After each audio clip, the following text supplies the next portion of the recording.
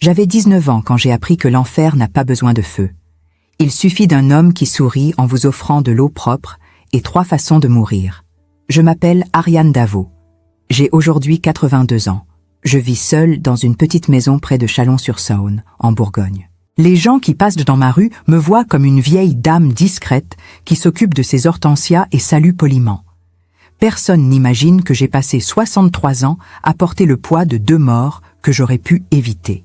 Personne ne sait qu'en 1943, un commandant allemand m'a donné 3 choix, et qu'aucun d'eux ne me permettait de rester humaine. Je vais raconter quelque chose que je n'ai jamais dit à mes enfants, ni à mon défunt mari. Quelque chose que j'ai gardé enfermé en moi comme on enterre un corps. Mais maintenant, dans cette maison silencieuse, devant ce micro, j'ai décidé qu'il était temps. Parce que le temps n'a pas le pouvoir d'absoudre les monstres. Et parce que si je meurs sans parler, la vérité meurt avec moi.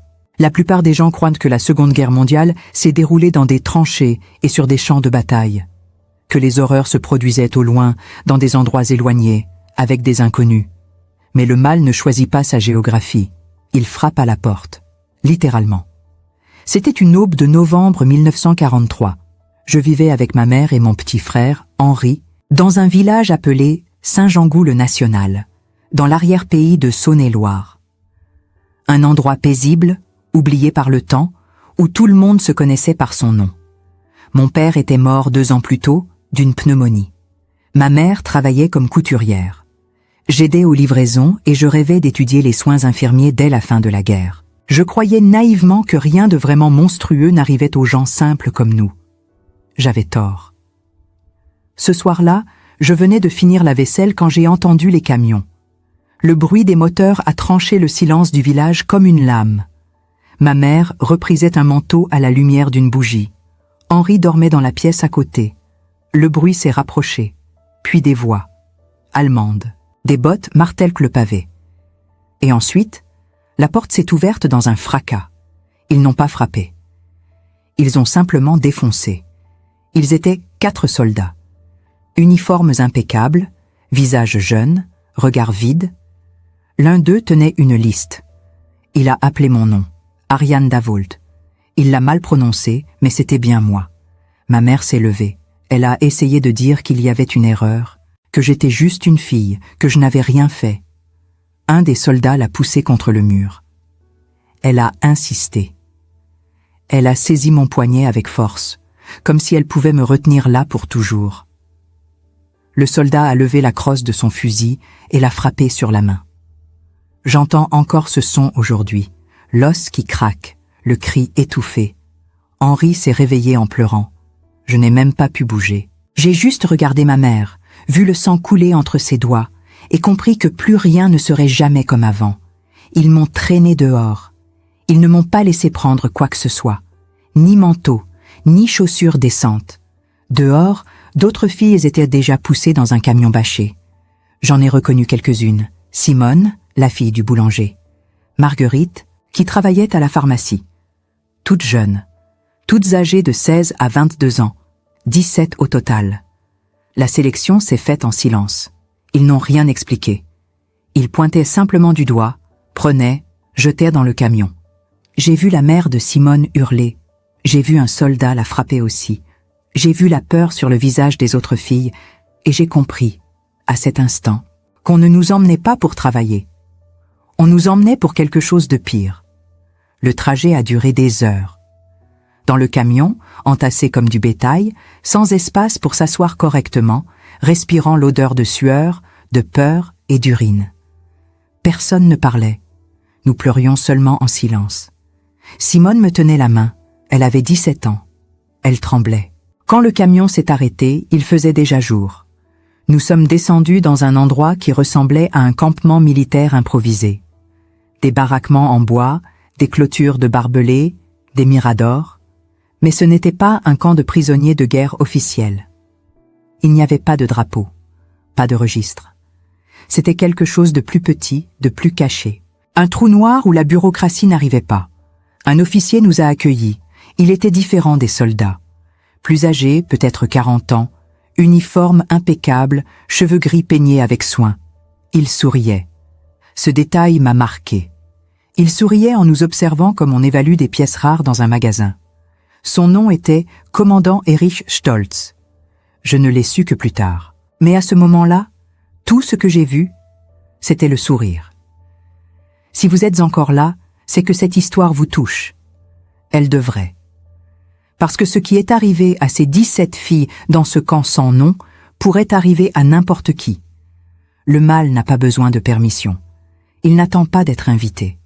Si ce témoignage vous bouleverse, si vous ressentez quelque chose en écoutant ces mots, laissez une trace. Dites-nous d'où vous nous écoutez. Parce que la mémoire n'existe que si quelqu'un se souvient. Le camp n'avait pas de nom officiel, pas d'enregistrement, pas de croix rouge. C'était un trou noir administratif où 17 filles avaient été jetées comme des objets sans valeur. Mais nous avions de la valeur, une valeur horrible, mesurée en jeunesse et en chair. On nous a conduites dans un baraquement sombre et humide. Pas de lit, seulement des paillasses posées à même le sol en terre battue. Une odeur de moisissure et de sueur imprégnait l'air. Il faisait froid, un froid qui entrait dans les os. Une femme nous attendait. Elle s'appelait Gerda, allemande, la quarantaine, visage fermé, cheveux tirés en chignon serré. Elle parlait français avec un accent dur. Elle nous a expliqué les règles. Pas de nom, seulement des numéros. Pas de conversation après le couvre-feu. Pas de regard direct vers les officiers. Obéissance absolue. Elle a marqué nos poignets avec de l'encre noire. J'étais le numéro 11. Simone, le 9, Marguerite, le 14. Gerda a dit une phrase que je n'ai jamais oubliée. Ici, vous n'êtes plus des personnes. Vous êtes des ressources. Et les ressources doivent servir. Servir. Ce mot allait devenir notre cauchemar. Les premiers jours, on nous a mises au travail. Laver le linge des officiers, nettoyer les latrines, préparer les repas. Travail épuisant, mais supportable. Nous pensions que c'était tout, que nous étions juste une main-d'œuvre bon marché. Nous avions tort. Le 3e soir, Gerda est venue chercher une fille, le numéro 4, une brune aux yeux verts, peut-être 18 ans. Elle tremblait. Gerda l'a emmenée vers un bâtiment séparé, plus petit, près du bureau du commandant. La fille n'est revenue que le lendemain matin. Elle ne parlait plus. Elle s'est assise dans un coin et a fixé le mur pendant des heures. Personne n'a osé lui demander ce qui s'était passé. Mais nous savions. 3 jours plus tard, c'était le tour d'une autre. Puis d'une autre. Un rythme s'est installé. Chaque semaine, Gerda venait chercher 2 ou 3 filles. Certaines revenaient brisées. D'autres ne revenaient jamais. Nous avons compris la mathématique cruelle du camp. La jeunesse était une monnaie. Notre corps était le paiement. Le commandant Stolz ne criait jamais. Il ne frappait pas. Il observait. Il souriait. Il offrait parfois un morceau de pain supplémentaire, un peu de savon, une couverture. Des privilèges minuscules qui créaient une hiérarchie toxique entre nous. Certaines filles acceptaient, d'autres résistaient. Mais la résistance avait un prix. Un soir, le numéro 6 a refusé d'aller avec Gerda. Elle s'est débattue, elle a crié. 2 soldats l'ont emmenée de force. Le lendemain, on nous a ordonné de creuser une fosse derrière le baraquement médical. On ne l'a plus jamais revue. C'était la leçon. Refuser signifiait disparaître. Je passais mes nuits éveillée, le cœur battant à chaque bruit de pas. Je priais pour être invisible, pour que Gerda ne prononce jamais mon numéro. Mais la prière n'a jamais suffi. Un matin de décembre, 3 semaines après notre arrivée, Gerda est entrée dans le baraquement. Elle a regardé autour d'elle. Puis elle a pointé du doigt. Numéro 11, suis-moi. Mon sang s'est glacé. Simone m'a regardée, terrifiée. J'ai essayé de me lever, mais mes jambes tremblaient. Gerda a claqué des doigts. Maintenant. Je l'ai suivie. Nous avons traversé la cour boueuse. Il pleuvait. Une pluie fine et froide. Nous sommes arrivés devant le bâtiment du commandant. Gerda a frappé. Une voix a répondu en allemand. Elle a ouvert la porte et m'a poussé à l'intérieur. Le commandant Stolz était assis derrière un bureau en bois massif. Une lampe à pétrole éclairait son visage. Il lisait un document. Il a levé les yeux vers moi. Et il a souri. « Assieds-toi, numéro 11. » Il y avait une chaise devant le bureau. Je me suis assise. Mes mains tremblaient. Il a posé le document et m'a observé en silence pendant quelques secondes. Puis, il a ouvert un tiroir et en a sorti un verre. Il l'a rempli d'eau. De l'eau claire, propre, un luxe interdit. Il a poussé le verre vers moi. Bois. Je n'ai pas bougé. Il a souri encore. Tu as peur de moi, n'est-ce pas? Je n'ai pas répondu. Il a continué. C'est bien, la peur est utile. Elle te garde en vie. Mais la peur seule ne suffit pas. Il faut aussi savoir choisir. Il s'est levé. Il a fait le tour du bureau. Il s'est appuyé contre le bord, les bras croisés, me dominant de toute sa hauteur. Tu as 3 choix. Numéro 11. Écoute-les bien. Il a levé un doigt. Premier choix, trahir. Tu me donnes les noms des filles qui planifient de s'échapper. Oui, je sais qu'il y en a. Tu me dis qui, quand, comment. En échange, tu reçois une ration double. Un matelas. Peut-être même un peu de chaleur. Il a levé un deuxième doigt. Deuxième choix, servir. Tu deviens utile. Pour moi, pour mes officiers. Tu fais ce qu'on te demande sans résister. Tu vis mieux que les autres. Tu survives. Il a levé un troisième doigt. Troisième choix, disparaître. Comme le numéro 6. Proprement. Sans bruit. Personne ne te cherchera. Il s'est penché vers moi. Son visage était à quelques centimètres du mien. Je sentais l'odeur de tabac et d'eau de Cologne. Alors, numéro 11, que choisis-tu? Je ne sais pas combien de temps je suis resté figé sur cette chaise. Peut-être 10 secondes, peut-être une éternité. Le commandant Stolz ne bougeait pas. Il attendait, souriant, comme s'il avait tout son temps. Comme si ma vie n'était qu'un jeu dont il connaissait déjà l'issue. Mon esprit tournait à vide. Trahir, servir, disparaître.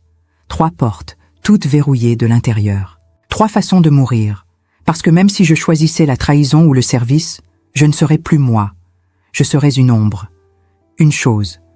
J'ai pensé à ma mère, à son poignet brisé, à Henri qui dormait en paix cette nuit-là.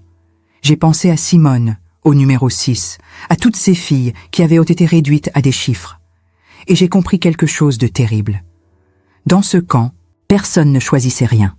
On subissait, on payait, on survivait ou on mourait. Mais on ne choisissait jamais. J'ai levé les yeux vers lui. Ma voix est sortie, faible, cassée. Je ne peux pas trahir. Il a penché la tête, amusé. Alors tu sers? J'ai secoué la tête. Les larmes coulaient maintenant. Je ne pouvais plus les retenir. Je ne peux pas. Il s'est redressé. Le sourire s'est légèrement effacé. Alors tu disparais? J'ai fermé les yeux. J'attendais. J'attendais qu'il appelle les soldats, qu'il me traîne dehors, qu'il en finisse. Mais rien ne s'est passé. Quand j'ai rouvert les yeux, il me regardait différemment. Pas avec pitié, avec curiosité. Tu es intéressante, numéro 11. La plupart choisissent immédiatement, trahir ou servir. Mais toi, tu préfères disparaître plutôt que de céder. Il est retourné derrière son bureau. Il a repris le document qu'il lisait plus tôt. Va-t'en. Je n'ai pas compris. Quoi? Va-t'en. Retourne au baraquement. Je me suis levée, tremblante, incrédule. Il ne m'a plus regardée. J'ai reculé vers la porte. Gerda attendait à l'extérieur. Elle m'a ramenée sans un mot. Quand je suis rentrée dans le baraquement, Simone s'est précipitée vers moi. « Qu'est-ce qu'il t'a fait? Qu'est-ce qui s'est passé ?» Je ne savais pas quoi répondre. Je me suis assise sur ma paillasse. J'étais vivante. Mais pourquoi? Pourquoi m'avait-il laissé partir? Les jours suivants, j'ai essayé de comprendre. Stolz ne m'a plus convoqué. Mais il m'observait. Chaque fois que je traversais la cour, je sentais son regard. Chaque fois que je lavais le linge, je le voyais à sa fenêtre, immobile, souriant. Il jouait. C'était un jeu pour lui. Il aimait voir combien de temps je tiendrais avant de craquer. Pendant ce temps, le camp continuait son rythme morbide. Une fille disparaissait toutes les 3 semaines. Certaines mouraient de maladie, d'épuisement, de froid. D'autres étaient emmenées et ne revenaient jamais. Les favorites recevaient des rations doubles, mais elles ne dormaient jamais. Elles avaient ce regard vide, cette absence dans les yeux. Simone et moi avons commencé à planifier. Pas une évasion. C'était impossible. Les clôtures, les chiens, les tours de garde, mais une résistance silencieuse. Nous cachions de la nourriture, nous partagions nos maigres ressources, nous essayions de rester humaines. Un soir, une nouvelle fille est arrivée.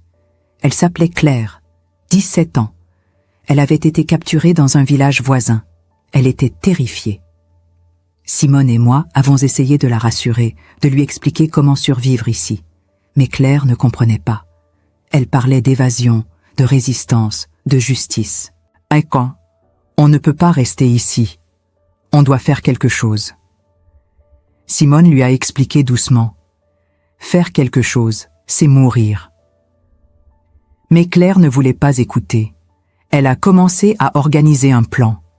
Elle parlait à d'autres filles. Elle trouvait des alliés, 4 au total. Elle voulait creuser sous la clôture, profiter de la nuit, courir vers la forêt.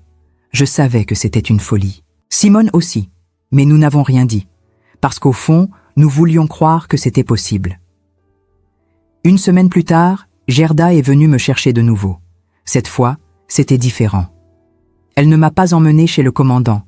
Elle m'a conduite dans un petit bureau annexe. Stolz était là, debout près de la fenêtre. « Assieds-toi numéro 11. » Je me suis assise. Il s'est tourné vers moi. « 5 filles préparent une évasion. Je veux leur nom. » Mon sang s'est glacé.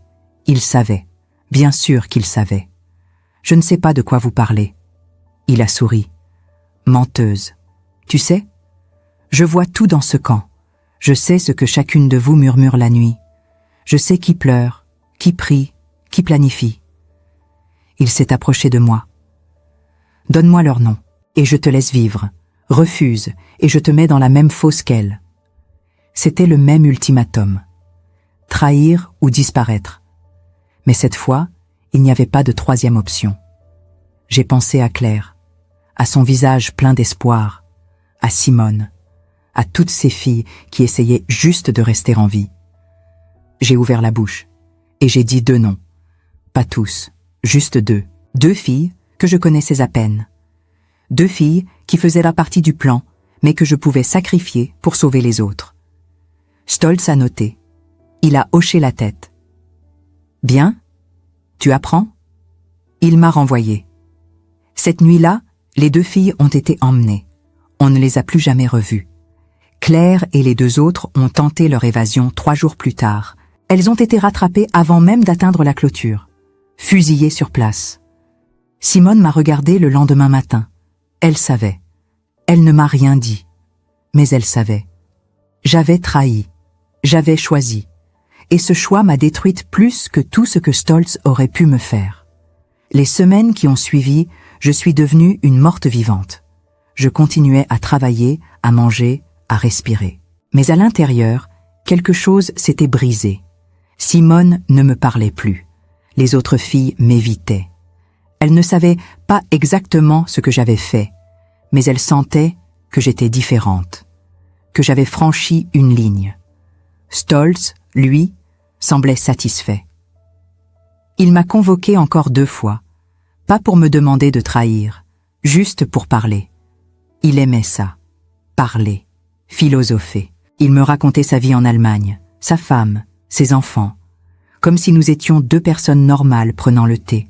C'était insupportable, parce qu'il me traitait presque avec respect, comme si j'avais gagné quelque chose en cédant, comme si nous étions complices. Un jour, il m'a dit quelque chose que je n'ai jamais oublié. Tu sais, numéro 11, la guerre ne fait pas de monstres. Elle révèle ceux qui l'étaient déjà. Toi et moi, nous sommes pareils. Nous faisons ce qu'il faut pour survivre. J'ai voulu hurler, lui dire qu'il avait tort, que nous n'étions pas pareils. Mais je n'ai rien dit. Parce qu'au fond, j'avais peur qu'il ait raison. Le camp a continué ainsi pendant des mois. L'hiver a été terrible. Plusieurs filles sont mortes de froid, de faim, de maladie. Nous étions passés de 17 à 9, puis à 7, puis à 5. En mars 1944, les Alliés ont intensifié leurs bombardements dans la région. On entendait les explosions au loin. Les soldats allemands devenaient nerveux. Le camp s'est vidé progressivement. Les officiers partaient, emportant leurs documents, brûlant des preuves. Un matin d'avril, Gerda nous a réunis. Le camp ferme. Vous allez être transférés. Nous pensions être envoyés dans un camp plus grand. Peut-être Ravensbrück, peut-être Auschwitz. Nous pensions que c'était la fin. Mais ce n'est pas ce qui s'est passé. Le lendemain, des camions sont arrivés. Mais pas des camions militaires. Des camions de la Croix-Rouge, des soldats alliés. Les Allemands étaient partis dans la nuit. Ils avaient fui. Nous étions libres. Libres. Ce mot ne voulait rien dire. Parce que la liberté, quand on a été brisé de l'intérieur, c'est juste un autre genre de prison. On nous a emmenés dans un hôpital de campagne. On nous a nourris, soignés, interrogés. Des officiers américains voulaient des témoignages, des preuves, des noms. Je leur ai tout dit, sauf une chose. Je n'ai jamais avoué que j'avais donné 2 noms à Stolz. Après quelques semaines, on nous a renvoyés chez nous. Certaines filles n'avaient plus de maison, plus de famille. Elles ont été placées dans des orphelinats, des foyers. Simone est rentrée chez elle. Elle ne m'a jamais reparlé. Moi, je suis retournée à Saint-Jean-Gou. Ma mère était encore vivante. Henri aussi. Ils m'ont accueillie. Mais ils ne m'ont pas reconnue. Physiquement, j'étais là. Mais la fille qui était partie en novembre 1943 n'était jamais revenue. Ma mère a essayé de comprendre. Elle me posait des questions. Je répondais par des silences. Elle a fini par arrêter. Henri, lui, était trop jeune. Il pensait que j'avais juste travaillé dans une usine. J'ai essayé de reprendre ma vie. J'ai trouvé un emploi dans une boulangerie. J'ai rencontré un homme, Paul, gentil, patient. Nous nous sommes mariés en 1948. Nous avons eu 2 enfants. Une fille, Élise, et un fils, Marc. Je ne leur ai jamais parlé du camp. Jamais. Paul savait que j'avais été prisonnière, mais il ne connaissait pas les détails. Et je n'ai jamais voulu qu'il sache. Pendant des décennies, j'ai vécu avec ce secret. 2 noms, 2 filles, 2 morts sur ma conscience. Paul est décédé en 2003. Mes enfants ont grandi, sont partis, ont fondé leur propre famille. Je suis restée seule dans cette maison. Et un jour, en 2006, j'ai reçu une lettre. Une enveloppe anonyme, postée de Berlin. À l'intérieur, une photo. Une vieille photo en noir et blanc. C'était Stolz, en uniforme, souriant. Au dos de la photo, quelqu'un avait écrit en allemand. Er lebt noch. Il vit encore. Mon sang s'est glacé. Stolz était vivant. Il n'avait jamais été jugé, jamais condamné. Il avait disparu après la guerre, comme tant d'autres. J'ai brûlé la photo. Mais le message était clair. Quelqu'un savait. Quelqu'un se souvenait. C'est à ce moment-là que j'ai décidé de témoigner. Pas pour la justice. Il était trop tard pour ça. Mais pour la vérité. Pour que ces 2 filles ne soient pas oubliées. Pour que leur mort ait un sens. J'ai contacté une organisation qui recueillait des témoignages de survivants. Ils ont accepté de m'enregistrer. Et c'est ce que je fais maintenant. Je parle. Pour la première fois en 63 ans, je parle. Aujourd'hui, assise dans cette petite maison, devant ce micro, je me demande si quelqu'un comprendra vraiment ce que j'ai vécu. Si quelqu'un peut imaginer ce que c'est de porter 2 morts pendant 63 ans. Parce que les morts, elles ne disparaissent pas. Elles restent. Elles vous accompagnent. Chaque matin, quand je me réveille, je vois leur visage. Je ne me souviens même plus de leur nom, mais je me souviens de leurs yeux. Après la guerre, beaucoup de gens ont voulu oublier, reconstruire, passer à autre chose. Mais on ne peut pas reconstruire sur des fondations pourries. On ne peut pas oublier quand la mémoire vous ronge de l'intérieur. J'ai essayé. Pendant des années, j'ai essayé. Je souriais à mes enfants, je cuisinais, je jardine, je vivais. Mais je ne vivais pas vraiment. J'étais juste une coquille vide qui faisait semblant. Paul a essayé de m'aider. Il me prenait dans ses bras quand je faisais des cauchemars. Il ne posait pas de questions. Mais je voyais dans ses yeux qu'il savait que quelque chose me dévorait. Un soir, en 1987, il m'a demandé directement « Ariane, qu'est-ce qui s'est passé là-bas? Qu'est-ce qu'ils t'ont fait ?» J'ai failli tout lui dire, mais les mots sont restés bloqués. Parce que dire, c'était revivre. Et revivre, c'était mourir une nouvelle fois. Alors j'ai menti. Rien, juste du travail forcé. Il n'a pas insisté. Mais je sais qu'il ne m'a pas cru. Mes enfants, eux, n'ont jamais posé de questions. Pour eux, j'étais juste maman. Une femme ordinaire qui avait vécu la guerre comme des millions d'autres. Élise est devenue enseignante, Marc, médecin. Ils ont leur propre vie, leur propre famille. Ils viennent me voir une fois par mois. Nous parlons de tout et de rien, jamais du passé. Mais le passé ne se laisse pas oublier. Il revient. Toujours. En 2010, j'ai vu un documentaire à la télévision sur les camps nazis. Il montrait Auschwitz, Dachau, Ravensbrück. Mais pas notre camp. Parce que notre camp n'avait jamais existé officiellement. Pas d'archives, pas de registres. Juste un trou noir dans l'histoire. Et c'est ça qui me tue. Que ces filles soient mortes dans l'oubli. Que personne ne sache. Que personne ne pleure. C'est pour ça que je témoigne aujourd'hui. Pas pour me racheter. Je sais que je ne peux pas. Mais pour qu'elles existent. Pour que leur nom, même si je ne m'en souviens plus, soit gravé quelque part. Je vais mourir bientôt. J'ai 82 ans. Mon cœur fatigue. Mes poumons aussi. Les médecins disent que j'ai peut-être encore 1 an. Peut-être 2. Mais avant de partir, je voulais dire la vérité. Toute la vérité. Je n'ai pas choisi de trahir. On m'a forcé. Mais j'ai quand même trahi. Et cette responsabilité, je la porte. Je la porterai jusqu'à ma dernière respiration. Stolz m'a dit un jour que nous étions pareils. Qu'on faisait ce qu'il fallait pour survivre. Peut-être qu'il avait raison. Peut-être que dans ce camp, nous sommes tous devenus un peu monstres. Pas parce que nous le voulions, mais parce que c'était la seule façon de rester en vie. Mais voilà la différence entre lui et moi. Lui n'a jamais regretté. Moi, je regrette chaque jour. Alors à vous qui écoutez cette histoire, je pose une question. Une question à laquelle je n'ai jamais trouvé de réponse. Si vous aviez été à ma place, qu'auriez-vous fait? Auriez-vous résisté jusqu'au bout, au prix de votre vie? Ou auriez-vous cédé pour survivre, quitte à porter cette honte pour toujours? Je ne sais pas. Et c'est ça, le pire. Je ne sais toujours pas si j'ai eu raison ou tort. Tout ce que je sais, c'est que 2 filles sont mortes, et que c'est moi qui ai donné leur nom. Je suis Ariane Davo, j'ai 82 ans.